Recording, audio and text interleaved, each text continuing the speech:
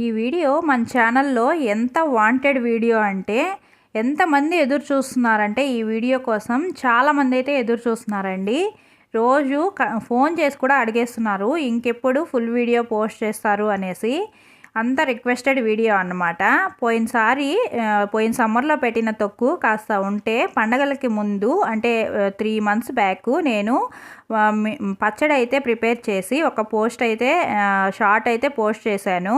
అప్పుడు ఈ full video చూపించండి ఇది ఎలా ప్రిపేర్ చేసుకోవాలని చాలామంది కామెంట్ అయితే చేశారు. అప్పుడు సీజన్ కాదు, ఇప్పుడే కదా పండుమిర్చికి ఎండుమిర్చికి సీజన్ వస్తుంది. ఇప్పుడైతే మళ్ళీ సీజన్ వచ్చేసింది. నేను పచ్చడి అయితే ప్రిపేర్ చేసేసుకుంటున్నాను. అందుకోసము మొన్న ఒక షార్ట్ అయితే పోస్ట్ చేశాను, ప్రిపేర్ చేసిన షార్టు.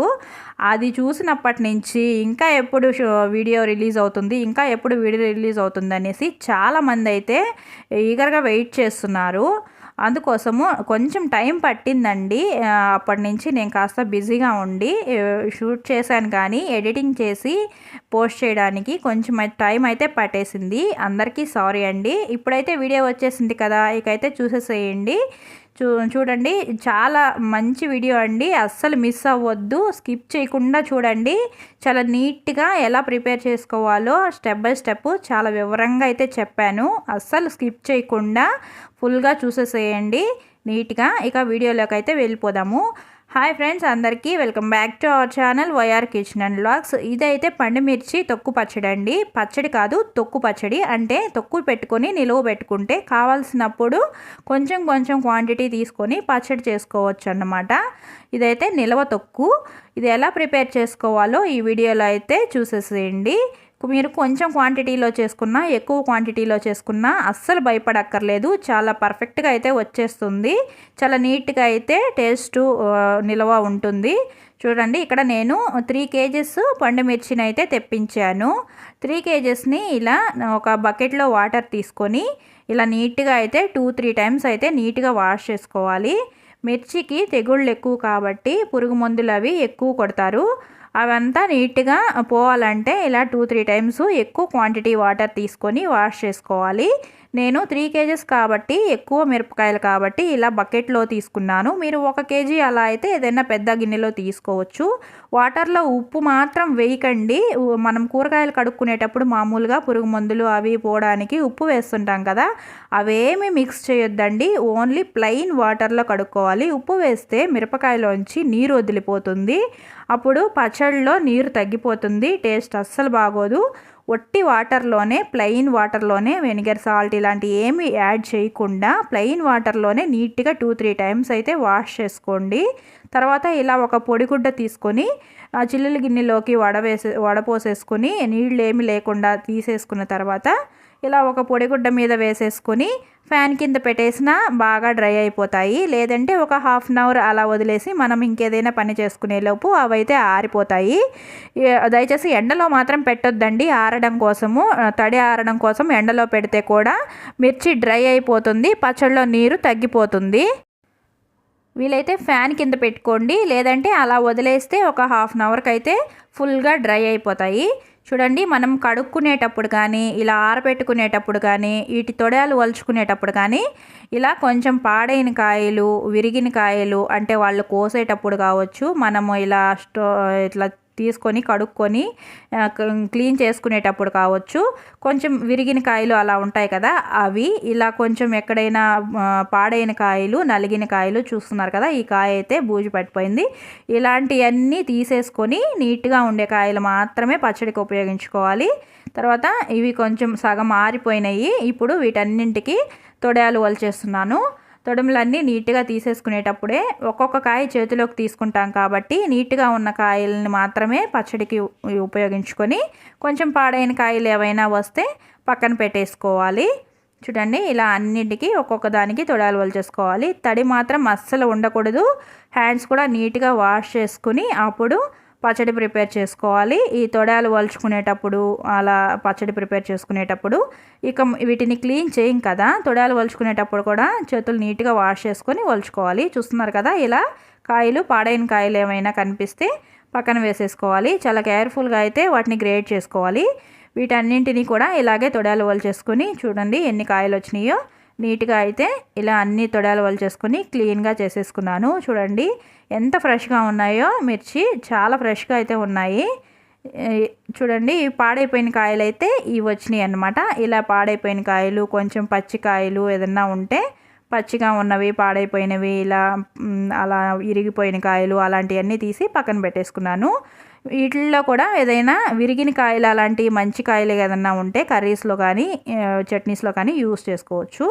తర్వాత చింతపండుని కూడా నేను 1 కేజీ పండు తీసుకొని ఇలా నీట్గా పుల్లలు అవి లేకుండా, గింజలు పుల్లలు అవన్నీ లేకుండా ఇలా నీట్గా క్లీన్ చేసుకొని పొడి పొడిగా వచ్చేలాగా ఇలా తీసుకొని పక్కన పెట్టుకున్నాను. మనం క్లీన్ చేసే ముందు పండుని కొంచెం విడదీసి ఎండలో పెట్టుకుని తర్వాత క్లీన్ చేసుకుంటే ఇలా పొడి పొడిగా అయితే వస్తుంది. ఎంత పడుతుందో తూకానికి ఎంత పడుతుందో తెలియదు కాబట్టి నేను కేజీ పండుని క్లీన్ చేసి పక్కన పెట్టుకున్నాను. తర్వాత కావాల్సిన వరకు తూకం వేసుకొని తీసుకుంటాను. మీరు కనుక పచ్చడి ప్రిపేర్ చేసుకోవాలన్న ఐడియా కనుక ఉంటే ముందుగానే, అంటే మిరపకాయలు తీసుకోక ముందుగానే చింతపండుని క్లీన్ చేసి స్టోర్ చేసి పెట్టుకుంటే ఒక దగ్గర, మనం కాయలు తీసుకున్న వెంటనే అయితే ప్రిపేర్ చేసేసుకోవచ్చు. తర్వాత ఉప్పు తీసుకుంటున్నాను. ఉప్పుని కూడా ఇలా ఒక బాక్స్లో తీసుకొని పక్కన పెట్టుకుంటున్నాను. 1 కేజీ ఉప్పుని తీసుకొని పక్కన పెట్టుకుంటున్నాను. తర్వాత కొలుచుకొని వేసుకుంటాను ఎంత క్వాంటిటీ కావాలో. ఇప్పుడైతే ఒక వెయిట్ మిషన్ తీసుకొని మళ్ళీ తొడాలు అవన్నీ తీసేసిన తర్వాత మెజర్ చేసుకుంటున్నాను. మీరు వెయిట్ చేయకపోయినా పర్లేదు, నా దగ్గర ఉంది కాబట్టి మెజర్ చేసుకున్నాను. అంటే ఇవి మా అమ్మ పంపించింది కాయలు, ఆవిడ కొంచెం ఎక్కువ పంపించింది, అందుకని నేను మెజర్ చేసుకున్నాను కరెక్ట్గా కావాలి కదా అని. తర్వాత చింతపండుని కూడా తీసుకుంటున్నాను. మనము 3 కేజీస్ మిరపకాయలు తీసుకున్నాం కదా, 600 గ్రామ్స్ చింతపండు తీసుకున్నాను. అంటే కేజీ మిరపకాయలకి 200 గ్రామ్స్ చింతపండు తీసుకున్నాను అన్నమాట.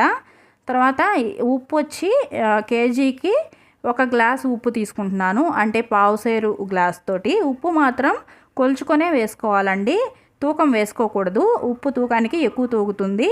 అలా కాకుండా ఇలా గ్లాస్తోనే కొలుచుకోవాలి. కేజీ మిరపకాయలు తీసుకున్నప్పుడు పావుసేరు గ్లాస్ అంటారు కదా, 250 ml గ్లాసు, ఆ గ్లాస్ నిండా ఉప్పు అయితే తీసుకుంటున్నాను. 3 కేజెస్కి 3 గ్లాసెస్ ఉప్పు అన్నమాట. కన్ఫ్యూజన్ ఏమీ లేదండి, స్కిప్ చేస్తే అర్థం కాదు. స్కిప్ చేయకుండా నీట్గా మెజర్మెంట్స్ ఒకసారి వెనక్కి వెళ్ళైనా సరే నీట్గా వినండి. కేజీ మిరపకాయలకి 200 గ్రామ్స్ చింతపండు తీసుకున్నాను. 1 గ్లాసు ఉప్పు తీసుకున్నాను. గ్లాస్ అంటే 250 ml గ్లాస్ అనమాట. మామూలుగా పావుసేరు గ్లాసు అంటాం కదా ఇంట్లో, మామూలుగా పావుసేరు గ్లాసు, పావు కేజీ గ్లాస్ అని, ఆ గ్లాస్ తోటి 1 గ్లాసు ఉప్పు తీసుకున్నాను. కేజీకి నేను 3 కేజీస్ మిరపకాయలు తీసుకున్నాను కాబట్టి 600 గ్రామ్స్ చింతపండు, 3 గ్లాసుల ఉప్పు తీసుకున్నాను. తర్వాత మిరపకాయలని ఇలా మిక్సీ జార్లో వేసుకొని గ్రైండ్ చేసుకుంటున్నాను. మిరపకాయలు అవన్నీ తీసి పక్కన పెట్టుకున్నాను కొలిసి, చింతపండు ఉప్పు. తర్వాత మిక్సీ జార్లో మిరపకాయలను తీసుకొని కొంచెం గ్రైండ్ చేసుకుంటే కొంచెం స్పేస్ వచ్చిన తర్వాత చింతపండు ఉప్పు వేసుకొని గ్రైండ్ చేసుకుంటాను. మీ మిక్సీ కెపాసిటీని బట్టి మీరు గ్రైండ్ చేసుకోవచ్చు, ఎంత వేసుకుని గ్రైండ్ చేసుకోవాలో. నేనైతే ఇక్కడ జార్ నిండా మిరపకాయలను పెట్టేసి తర్వాత ఇలా కొంచెం గ్రైండ్ చేసిన తర్వాత గ్యాప్ వస్తుంది కదా, గ్యాప్ వచ్చిన తర్వాత చింతపండు ఉప్పు అవి వేసుకొని గ్రైండ్ చేసుకుంటున్నాను. చూడండి ఇలా కొంచెం గ్యాప్ వచ్చిన తర్వాత 1 పిడికెడు చింతపండు పెడుతున్నాను. 600 గ్రామ్స్ తూకం వేసి పక్కన పెట్టుకున్నాను కదా, అందులోదన్నమాట.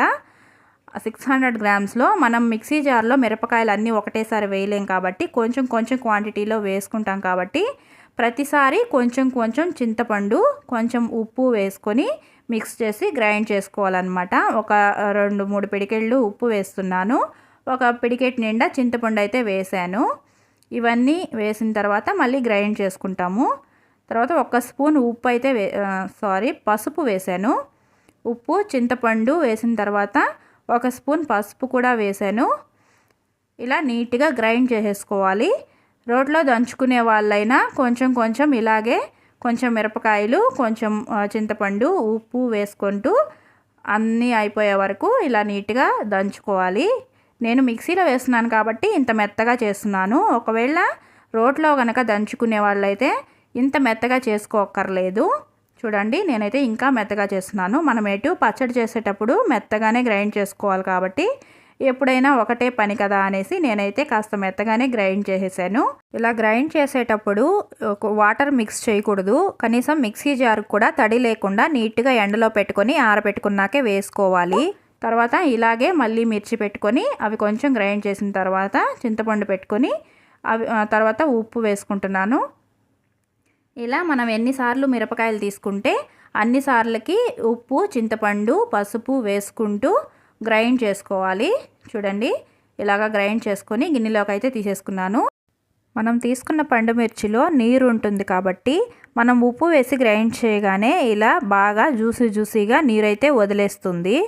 ఇలా మొత్తం గ్రైండ్ చేసేసుకున్న తర్వాత ఒక పెద్ద బౌల్లోకి అయితే తీసుకున్నాను. 3 kgs మిరపకాయలు, అందులోకి మళ్ళీ 600 grams చింతపండు వేసాము, 3 గ్లాసుల ఉప్పు వేసాము. అంటే 3/4 kg దాకా ఉప్పు కూడా వేసాము కాబట్టి క్వాంటిటీ ఎక్కువ అవుతుంది కదా అని ముందే పెద్ద గిన్నెలోకి అయితే తీసుకున్నాను. కొంచెం అయితే గరిటతో కలిపేసుకోవచ్చు మిక్స్ చేసుకోవడానికి. ఇక్కడ ఎక్కువ కాబట్టి నేనైతే చేతికి గ్లౌస్ వేసుకొని ఇలా మిక్స్ చేస్తున్నాను. మీకు గ్లౌజ్ అందుబాటులో లేకపోతే ఒక కవర్ అయినా వేసుకొని మిక్స్ చేసుకోవచ్చు. అంతేకాని చేత్తో డైరెక్ట్గా మాత్రం కలపకండి. మిర్చి కారం ఘాటు ఉంటుంది కదా, తర్వాత చేయంతా మంట పుడుతుంది. 2 days కూడా మంట తగ్గదండి ఒక్కొక్కసారి. మీరు చేత్తో డైరెక్ట్గా కలుపుకున్నా సరే, కవర్ వేసుకొని కలుపుకున్నా సరే ఎక్కడ తడి లేకుండా నీట్గా ఉండేటట్టు చూసుకోవాలండి. కవర్ని కూడా నీట్గా క్లీన్ చేసుకున్న తర్వాత మాత్రమే ఇలా చేతికి వేసుకొని నీట్గా పచ్చడిని అయితే కలిపేసుకోవాలి. తర్వాత ఒక డబ్బాలో అయితే పెట్టుకుంటున్నాను, ఎయిర్ టైట్ బాక్స్ అనమాట. మీరు ఫస్ట్ నుంచి ఫాలో అయ్యే సబ్స్క్రైబర్స్ కనుక అయితే ఈ బాక్స్లో నుంచే నేను ఇంతకుముందు షార్ట్ వీడియో పోస్ట్ చేసినప్పుడు పచ్చడి చేయడానికి తొక్కునైతే బయటికి తీసాను. అదే డబ్బా అండి. మనము పచ్చళ్ళు ఊరగాయలు ప్రిపేర్ చేసుకొని నిల్వ చేసుకునేటప్పుడు ఒకే బాక్స్ మెయింటైన్ చేయాలి, జాడీ కానీ బాక్స్ కానీ. అప్పుడే పచ్చళ్ళు ఊరగాయలు ఎక్కువ కాలం పాడైపోకుండా ఉంటాయి. అలా కాకుండా ఈసారి ఒక బాక్స్లో ఇంకొకసారి ఇంకొక బాక్స్లో పెడుతూ ఉంటే పచ్చళ్ళు నిలవ్వండి. అందుకని నేను రెగ్యులర్గా చేసుకుంటాను కాబట్టి ప్రతి సంవత్సరం ఇదే బాక్స్లో అయితే స్టోర్ చేసుకుంటాను. ఇలా బాక్స్ నిండుగా స్టోర్ చేసేసుకుని ఫ్రిడ్జ్లో కనుక స్టోర్ చేసుకుంటే మనకు కావాల్సినప్పుడు కావాల్సిన క్వాంటిటీలో తొక్కునైతే బయటకు తీసుకొని పచ్చడి ప్రిపేర్ చేసుకోవచ్చు. ఇలాగే ఫ్రిడ్జ్లో స్టోర్ చేసుకుంటే 1 year కాదు కదా, 2 years అయినా అస్సలు పాడైపోదు. కలర్ కూడా మారిపోదు. టేస్ట్ చాలా బాగుంటుంది, చాలా ఫ్రెష్గా ఉంటుంది. ఇలా నిల్వ చేసుకున్న తొక్కుతోటి పచ్చడి ఎలా ప్రిపేర్ చేయాలో ఇంకొక వీడియోలో అయితే చెప్తానండి. ఇప్పుడైతే అస్సలు టైమే లేదు. ఈ ఛానల్ని ఫాలో అయ్యే వాళ్ళకైతే అర్థమయ్యే ఉంటుంది. ఫెస్టివల్ అప్పటి నుంచి నేను అసలు సరిగా ఇంట్లోనే లేనండి. మళ్ళీ ఈ పచ్చడి చేసిన నెక్స్ట్ డే కూడా ఊరెళ్ళిపోయాను అమ్మవారికి పొంగళ్ళు పెట్టుకోవడానికి. అందుకోసం పచ్చడి అయితే ప్రిపేర్ చేయట్లేదు. ఈ వీడియో షూట్ చేసి కూడా 4-5 days అయింది. ఇప్పుడు పోస్ట్ చేస్తున్నాను, అస్సలు టైమే లేదు. ఈ వీడియో నచ్చితే ఒక లైక్ చేయండి, ఈ ఛానల్ని సబ్స్క్రైబ్ కూడా చేసుకోండి. కొత్త వాళ్ళు ఎవరైనా చూస్తున్నట్లయితే, కొత్తగా నేర్చుకునే వాళ్ళైతే స్కిప్ చేయకుండా చూసుంటే ఓకే. ఒకవేళ స్కిప్ చేస్తుంటే మళ్ళీ ఒకసారి వెనక్కి వెళ్ళి చూడండి, చాలా బాగా అర్థమవుతుంది. కరెక్ట్ మెజర్మెంట్స్ అండి. ఖచ్చితంగా పచ్చడి అయితే చాలా బాగా వస్తుంది, ఎక్కువ రోజులు స్టోర్ చేసుకోవచ్చు.